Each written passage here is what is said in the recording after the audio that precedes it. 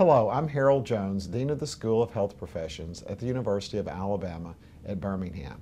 Thank you for joining us for another discussion in our series of interviews with experts from our school. These experts are leaders who are tailoring innovative solutions to real-world problems, and in doing so, are helping to shape the future of healthcare. Over the past decade, there has been a growing call for transparency in our major organizations. From the banking industry to government, from business to education, the public has demanded to know more about what is going on behind the scenes in these major institutions. Healthcare organizations have not been immune to this trend. While modern-day miracles continue to occur in healthcare, the public, like Dorothy in The Wizard of Oz, are demanding that we pull back the curtains on these healthcare organizations so that their true identities will be revealed. To discuss this trend, I am joined today by Dr. Greg Carlson, an assistant professor in the Department of Health Services Administration, who is an expert in healthcare transparency, clinical quality, and strategic management.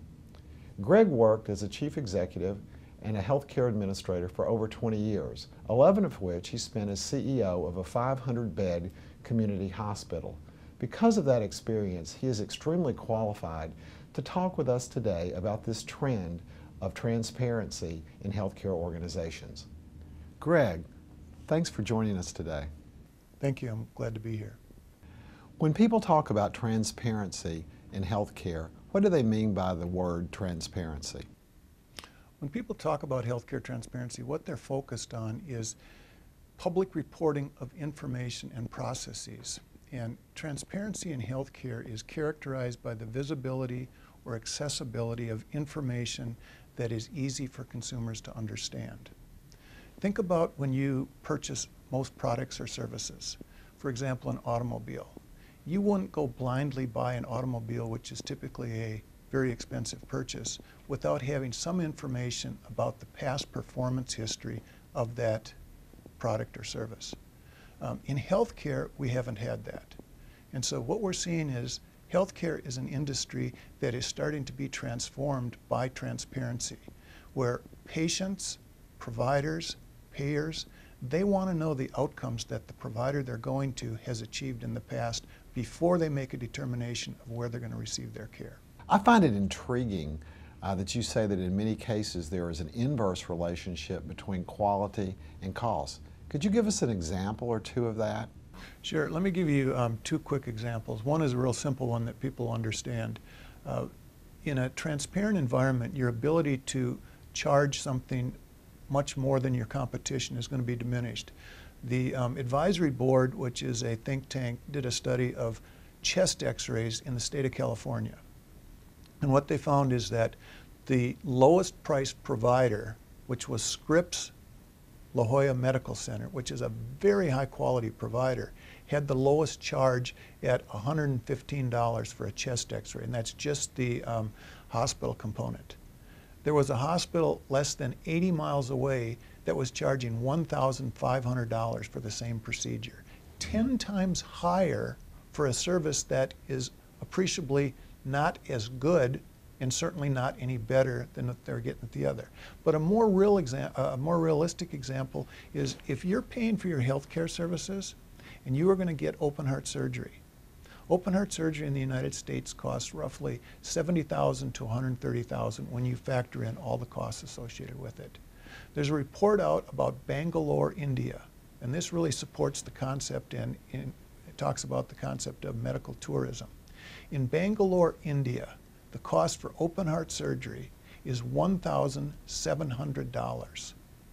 And what's more interesting is that the mortality rate for the procedures done at this medical center are 1.4% for thousands of cases, and the average mortality rate in the United States is 2.5%. In a transparent environment, whether it's on a global basis or a national basis, you will see consumers, i.e. patients, taking a look at where they can get the best care for the best price, and they will start moving around, and the market will drive, the price and the service will drive where patients receive their care. Why has transparency in healthcare become such a big issue? Okay, well, there's really two aspects of it. One is that the three reasons that transparency is important in healthcare is that it helps providers benchmark their performance against other providers so that they will know, are they doing the same, better, or worse than their competition. The second reason is that it encourages insurers and customers to reward quality and value, so that if I'm going to purchase something, I want to know, am I getting a good value for that before I purchase it? It's really interesting in healthcare. There's almost an inverse relationship between the cost and the quality of healthcare services. But if you think about other services, if you go to a 5-star restaurant, you expect to pay more than if you go to a 1-star restaurant. And you expect that the quality is going to be higher. In healthcare, it's inversely related in many situations. What I mean by that is that 1-star hospitals tend to have more complications, longer lengths of stay, and as a result, their cost is higher, even though the quality and the outcomes are worse. The third aspect is that it will help patients make informed choices. Now, why is it important? Transparency really got its start, I think, or at least a big push, as a result of the Institute of Medicine report in 1999. That was the report that suggested that 44,000 to 99,000 people a year were dying in hospitals due to medical mistakes. Other indications or examples of what is driving transparency is the state of New York began to publish outcomes for CABG procedures, which is open heart surgery. And the results were absolutely alarming. The findings showed that the variance in mortality in the state of New York for hospitals on CABG procedures was 400% for hospitals, and it was 900% for physicians. At the time that that occurred, Mark Chasin was the head of the State Department, or the Department of Health for the state of New York. Mark Chasin is now the head of the Joint Commission. And he's a very strong advocate of transparency and providing consumers with information as to the outcomes they can expect when they go to a healthcare provider. What are some current examples of how healthcare organizations are responding to this demand for greater transparency? Okay. The best example is the Patient Protection and Affordability Care Act, which is the health reform legislation. And that legislation requires transparency in the reporting of outcomes by healthcare providers.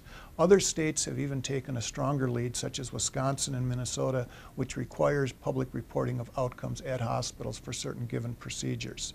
One of the quotes from the president of the Minnesota Hospital Association is that what gets measured gets improved. And we tend to agree with that.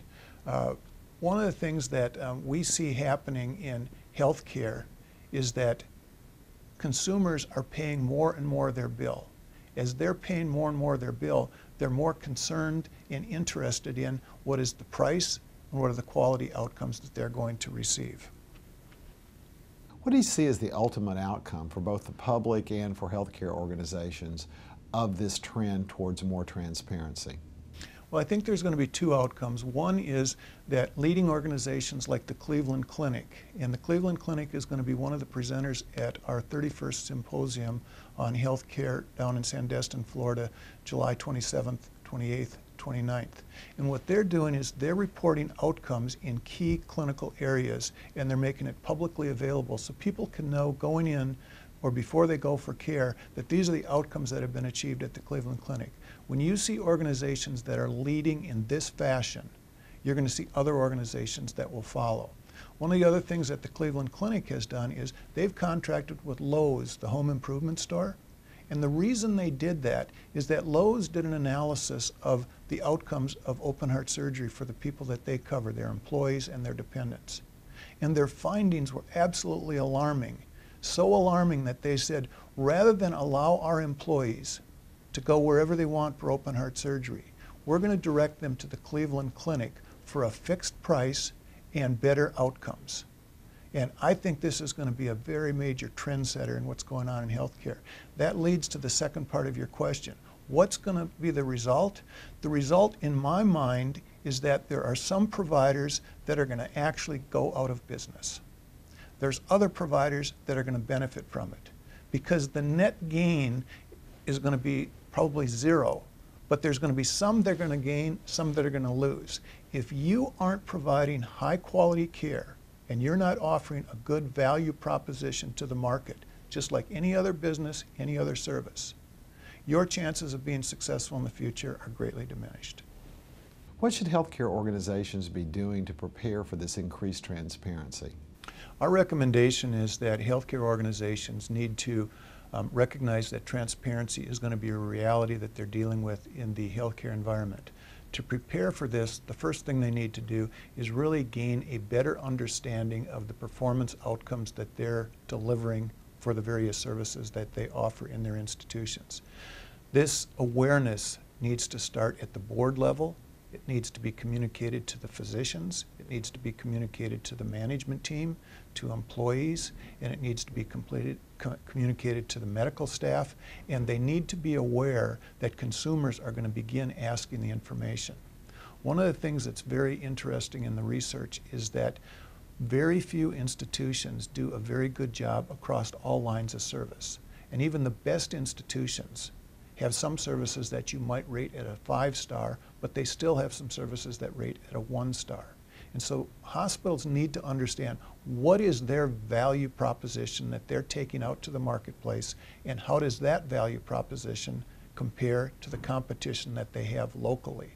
Now, historically, the saying has always been, healthcare is local. Well, in the future, healthcare is not going to be local. Tom Friedman, the New York columnist, talked in his article this last week about healthcare, and he said healthcare used to be local, but now people are going to travel wherever they have to get the best care at the best value.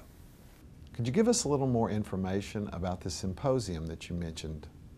The symposium that is coming up in the end of July, July 27, 28, and 29, is really focused on transparency in healthcare. We've got some absolutely top-notch presenters from around the country, including a case study presentation of what the Cleveland Clinic has done to encourage transparency in healthcare. And one of the more interesting aspects of the symposium is going to be all of the participants are going to be participating in a case study on transparency. They're going to be given information on real hospitals that show what the quality outcomes are, what the cost outcomes are, and they're going to have to develop strategies to deal with that from the perspective of an administrative team, a board of directors, a medical staff, and how they're going to deal with it from a public relations perspective. Greg, thank you again for joining us to talk about this very important issue in healthcare. Thank you for having me. It's been my pleasure.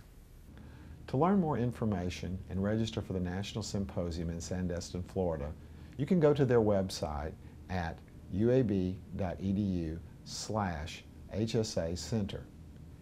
If you have any questions or comments about this interview, please feel free to contact us at uab.edu/shp/contact. To learn more about the School of Health Professions, please go to our website at uab.edu/shp or join us on Facebook at facebook.com/uabshp. Once again, thank you for joining us, and I hope you will join us for our next interview. I'm Harold Jones, Dean of the School of Health Professions at the University of Alabama at Birmingham, where we are shaping the future of healthcare by tailoring innovative solutions to real-world problems.